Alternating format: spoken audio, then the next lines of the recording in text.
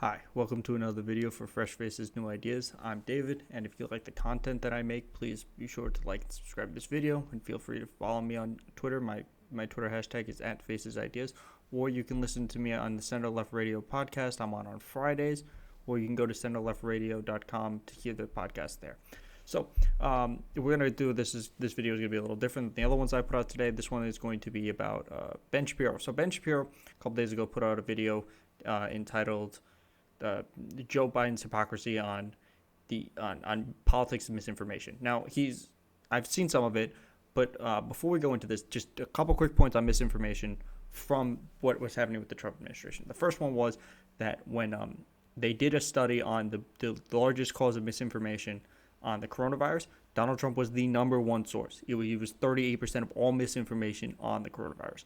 And the second is that when Donald Trump was removed from Twitter, misinformation on the election dropped by 78%. So that's the standard for the misinformation that we were dealing with currently, and we didn't see these type of videos from Ben Shapiro. So let's go check this video out and see what he says. Joe Biden did a commemorative event for 500,000 American lives lost to COVID-19. Obviously, that is a massive tragedy. Every one of those lives lost is indeed 500,000 people died.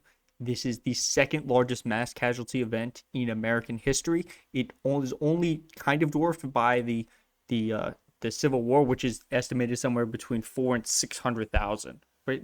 I think that's the correct number. Let me just double check. How many people died in the Civil War? Oh, okay, so this says 620,000. So this is the number. So this is the second highest casualty event. So all right, let's continue. A tragedy, and the goal here was really twofold. One was for him to demonstrate empathy. As you will see, this is the Biden line, right? This is the line all throughout the campaign: is that Donald Trump had no empathy, but Joe Biden is a man of empathy, and this is this is also very true.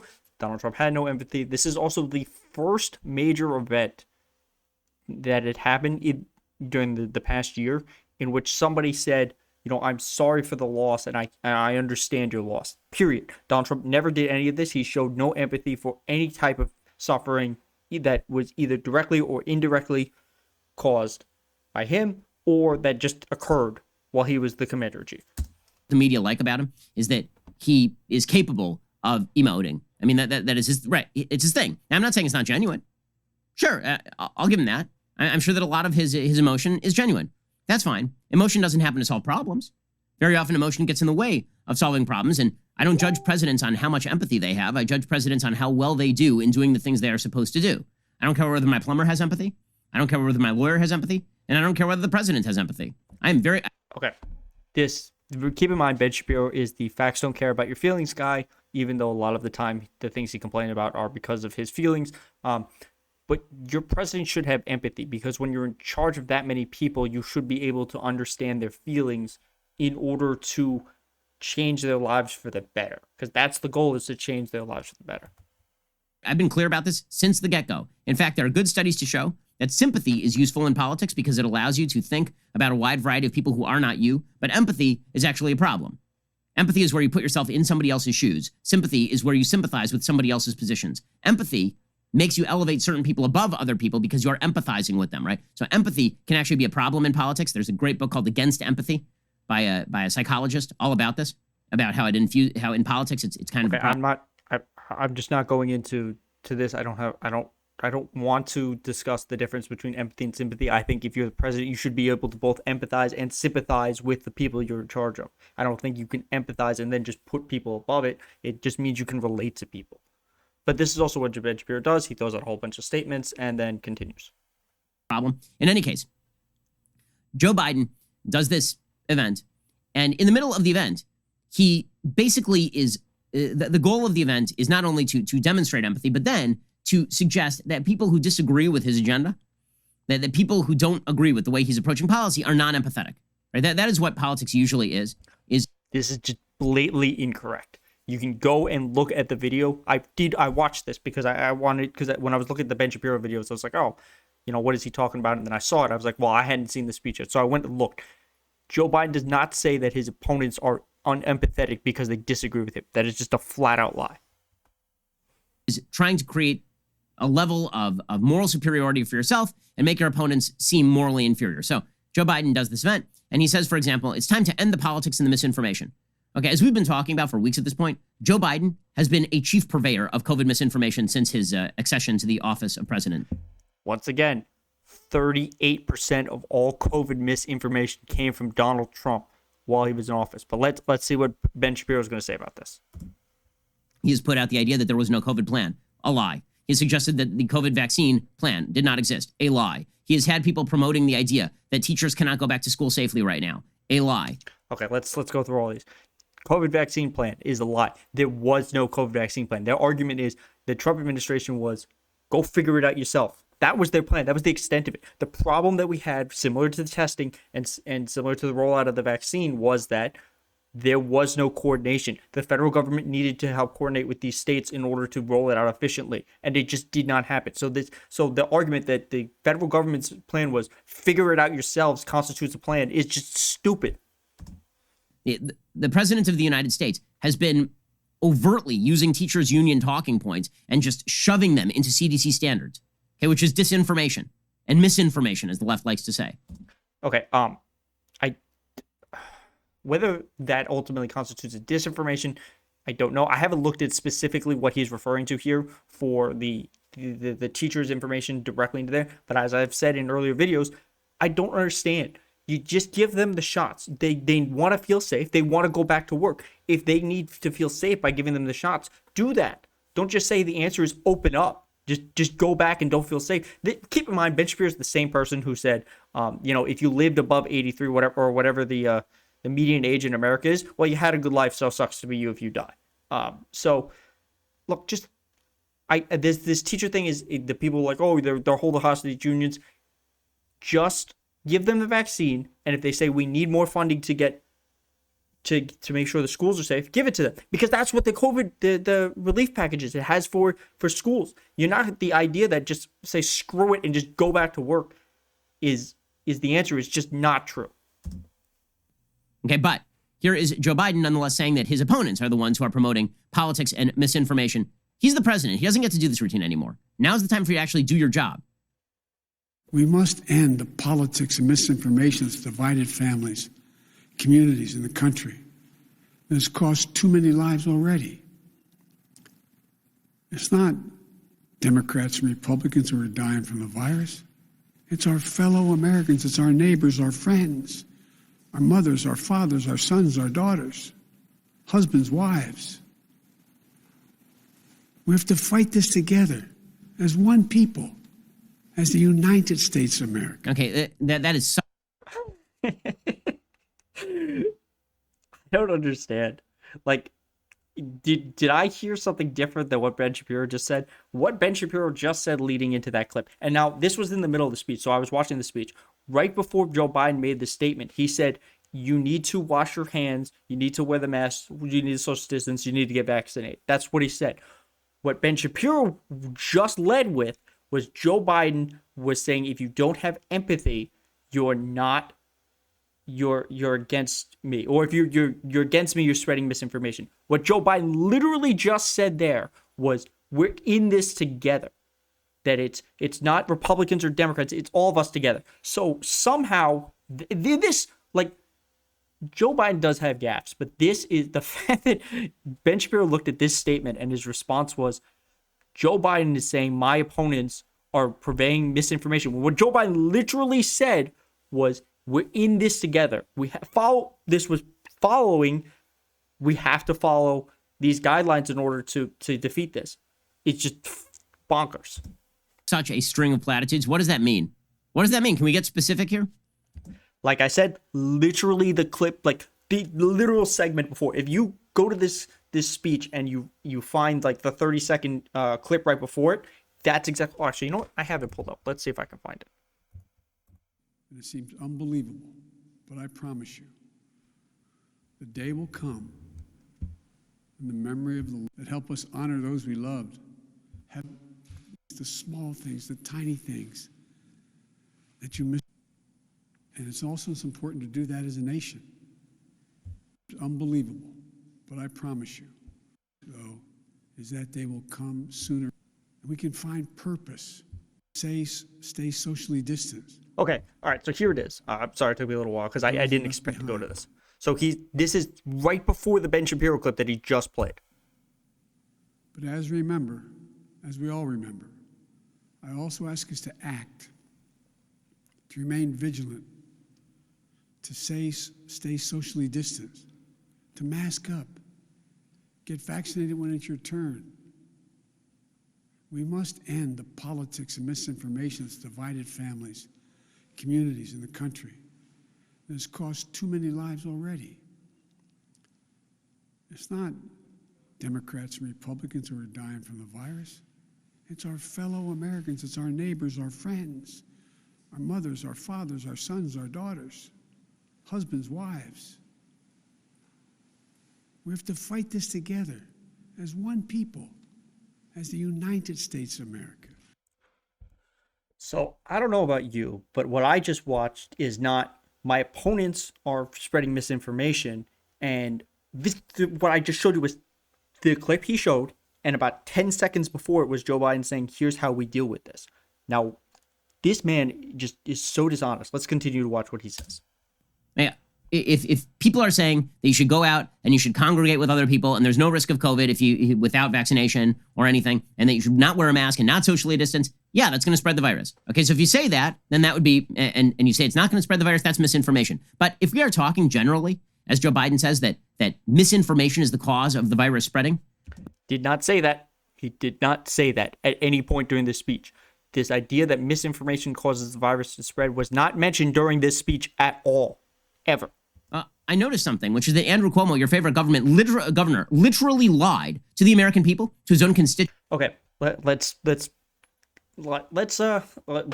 play some whataboutism just like Ben is doing. So his argument is Andrew Cuomo lied and you're just ignoring it. Now, what Andrew Cuomo did was really bad, and when they do this investigation for him, because, and I'm gonna cover this a little later, probably tomorrow, it looks like he also has some sexual harassment issues. Good, be gone.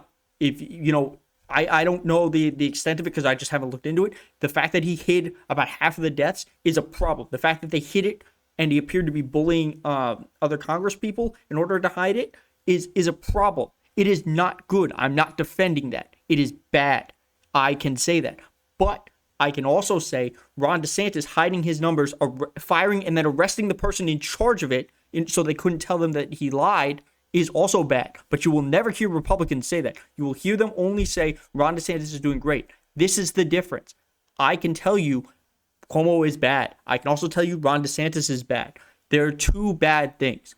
Are they equivalent? We don't know because we don't have all the data to signify whether or not they're bad. Or the total deaths in them. But both are bad. Cuomo is bad. He did a bad thing. And he should pay the price for it. Just as Ron DeSantis also did a bad thing and should pay for the price of it. This is not anything close to what Joe Biden is talking about. Constituents, to the families of people who died. He lied to his fellow Democratic legislators, and your administration won't even say that. And then you have the temerity to get up and one of the... Yep, that's a problem. You should call Cuomo out. But if your argument is we're going to let the investigation go out and if it is as bad as it appears, it is a problem. Yeah, but keep in mind, Donald Trump never did anything. And I'm not trying to do whataboutism. I'm trying to make the point that both sides have had bad things happen. And he's looking for a standard on one side that he never sets for the other. I'm setting it on both. Donald Trump did not call out Ron DeSantis, and Joe Biden has yet to call out Andrew Cuomo. And we should. Andrew Cuomo really screwed this up. These events and say something like, we have to stop the misinformation and the politics. I don't believe you.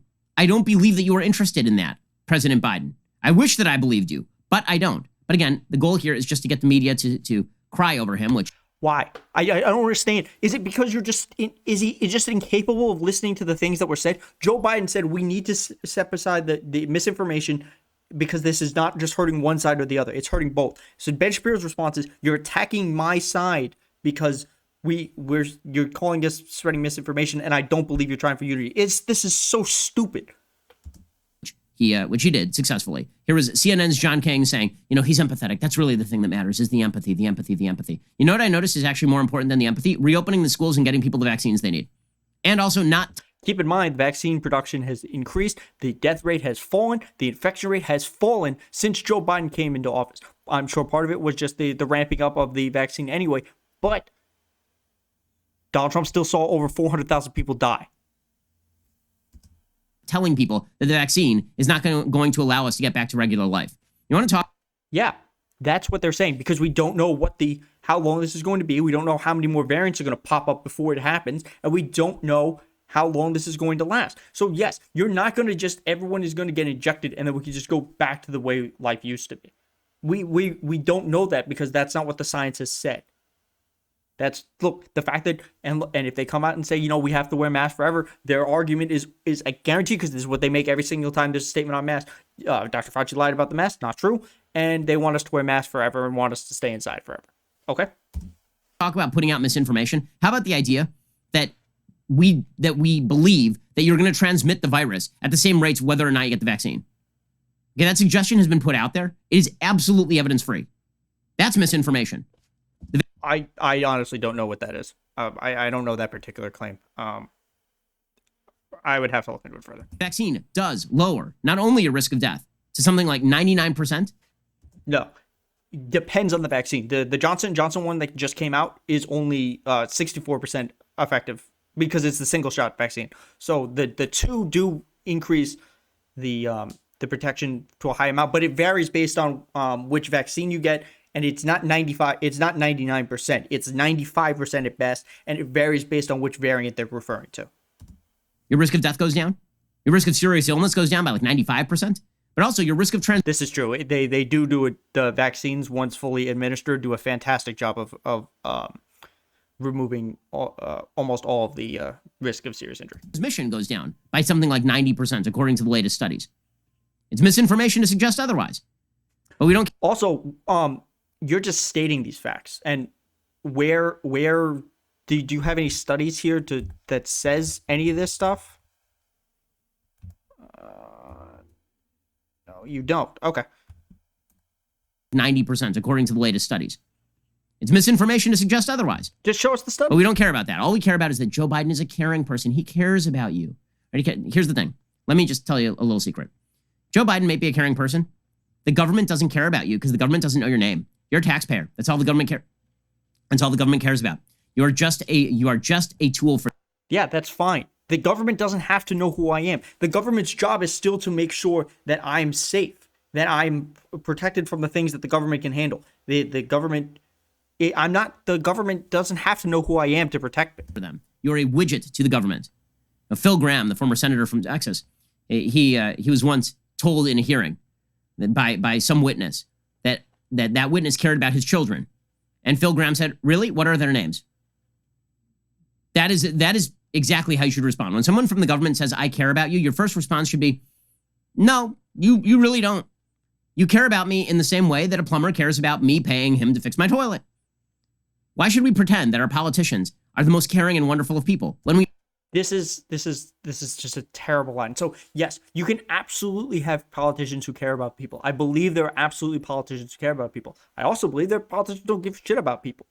And that's the problem. The ones who don't care have terrible policies that they don't care about because they hurt people. The government doesn't need to know who you are specifically to make sure your life is better.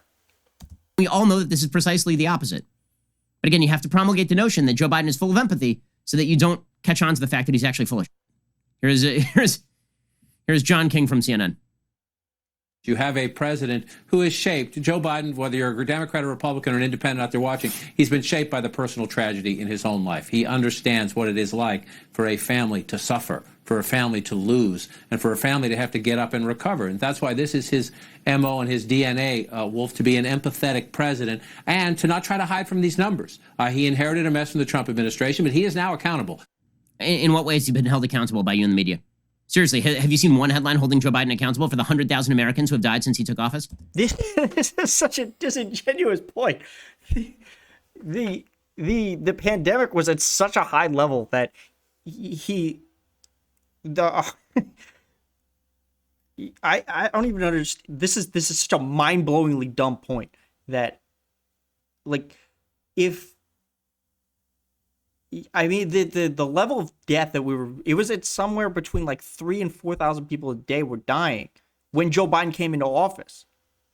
So it takes a while to push that down, because that's the way this virus has gone, is that there's a kick up and then it's a delayed response for the deaths and stuff to catch up. So the fact that 100,000 people died is because it was at the peak. This virus is at its worst point. You can't expect them to immediately eradicate it next day. Nobody expected that. If, we're talking 5 months from now and we're still losing 100,000 people a month, that's a problem. But the fact that he's been in office for like a month, like literally a month, and the fact that it is already going down is a positive. He wasn't going to eradicate it overnight. Nobody thought that. So yeah, he has to have a cushion, because there was such a mess left to him that he has to deal with that first. And every day there was a headline like, it's unthinkable how many Americans. It's 83 Vietnam Wars that have happened under Donald Trump. 100,000 Americans have died since Joe Biden took office. I haven't seen one of those headlines, not one. But he's empathetic, so that's all that matters. Dana Bash did the same thing on CNN. Trump was a very non-empathetic character, but we know that Joe Biden. 400,000 people died under Donald Trump. 400,000. The only time that the flag was flown at half-mast was during this event. There was no empathy from Donald Trump. The 400,000 people didn't have to die. Joe Biden didn't have to be put in a position where his first month 100,000 Americans died. But he was in this position because of Donald Trump. So the fact that I just can't. He is so stupid. Is empathetic. He's all empathy all the time. What an event that the White House put on for the American people and for the world to memorialize the 500,000 people who have been taken by this virus. And, I don't want to do a lot of looking back, but at almost the same location where his predecessor came back from the hospital having the virus himself and ripped off his mask. What a difference just a few months. Yeah, and then people thought, okay, maybe Donald Trump will understand it better now that he actually had it. Nope, not at all. He just went right back to misinformation and making it worse. So yeah, it's good that somebody's actually looking at this saying, I feel for you, and here's how we're going to move on. And having somebody who, as my colleagues have said, wants to emote and to empathize and to sympathize and to grieve with this country. Okay, I'm not looking for a psychologist. I'm not looking for a priest. I'm not looking for a rabbi. I'm looking for a guy who's actually going to do what he promised and crush the virus. He's not doing any of that stuff. In fact, he's enthralled to a bunch of people whose policies are completely non-empathetic because they don't actually care about Americans. Let me give you an example. Ro Khanna is a Democratic congressperson, and he says he was asked about minimum wage, right? The minimum wage is in the Joe Biden COVID relief bill. Here is his response about minimum wage killing small businesses. Does this sound empathetic to you? Because when it comes to the policy, this crap ain't empathetic. Here is Ro Khanna. How does this, in your view, affect mom and pop businesses who are just struggling to keep their doors open, keep workers on the payroll right now? Well, they shouldn't be doing it by paying people low wages. We don't want low wage businesses. I think most successful small businesses can pay a fair wage. So I love small businesses. I'm all for it. But I don't want small businesses that are underpaying employees. It's fair for people to be making what they're producing. And I think $15 is very reasonable in this. Sounds country. empathetic. He knows how your business runs better than you do. And if you don't agree with him, he's perfectly happy for your business to go under. Not what he said. What he said was you shouldn't be exploiting people in order to be a small business. And the answer to this is very simple. If you pass a $15 minimum wage, you then take the money that you're not spending on these megacorps with subsidizing their workers, and you put it into grants into small businesses so they can prop themselves up in order to pay their workers a living wage. That's what the argument is. It is not screw you if you don't pay $15 an hour. What Ro Khanna just said there was, you should not be able to function as a small business if you don't pay your people what they are worth. That's all that matters to him. Right? Sounds empathetic to you, doesn't it? Super empathy. Empathy. He's empathetic. He's empathetic. Also, if your business goes under, he doesn't care. Also, if your kid can't go back to school, he didn't care. Didn't say that. None of that was brought up in that interview. That's just projection. You want to know what the actual underlying emotivism here is about? It is all about garnering sympathy for political positions that are completely non-empathetic. We all know this. Non-empathetic being that before the virus, a majority of Americans couldn't survive a $400 surprise shock, and that was before the economy tanked. So, and then the empathetic thing in Ben's view is, don't give them any help ever.